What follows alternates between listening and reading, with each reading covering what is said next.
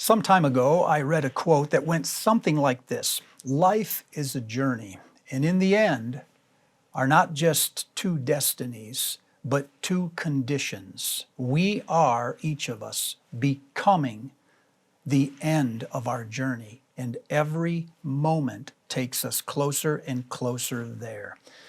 Let me tell you why that was so important for me, because it opened up an entirely new dimension of the gospel. The gospel that I grew up believing and is still true is that God is holy and I have sinned against him, and so my problem is guilt. That makes me separate from God, and I need someone to get in between God and me and broker that or mediate that distance. That person is Jesus Christ.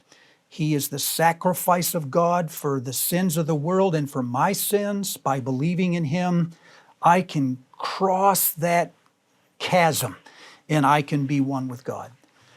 That's certainly true, and that's how I became a Christian. But when I read that quote, another gospel opened, and it goes something like this: my problem is not just guilt. My problem is foolishness. I am making foolish decisions every day, and that's taking me closer and closer to an outcome or a condition that I'm really not going to like.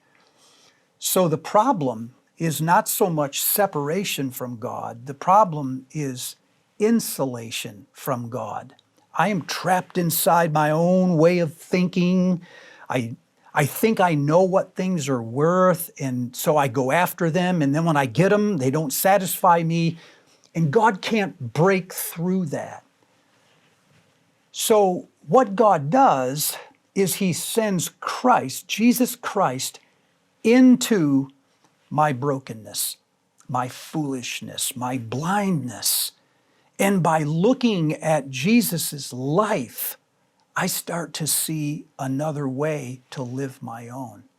Everything that Jesus is doing in regards to power and love and glory and justice, these are all foreign to me. I would never forgive my enemies. I would never hate my stuff. I still break my promises.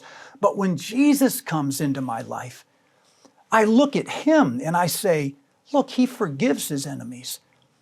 And he gets rid of his stuff. And he dies, he diminishes, he gets smaller so that other people around him can get larger and better. This is just so foreign to me. But when I start to live like that, my life just opens up. So it's not so much a difference between heaven and hell. It's a difference between wisdom and foolishness.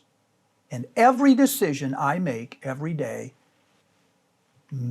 pulls me closer to one of those two conditions. It'll either make me wiser and make my life better, or it will make me more foolish and blind, and it will make my life worse.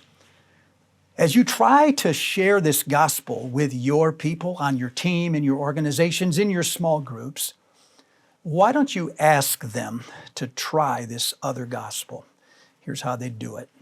Ask them to identify one area in their life where Jesus said something and they still find it hard to believe. He said, if you forgive your enemies, your life will get better, not worse. He said, if you'll give your wealth away, he said, if you will keep all of your promises, and if you will make peace instead of controversy, your life will get better. Have them identify one area in their life where Jesus' teachings seem hard to believe.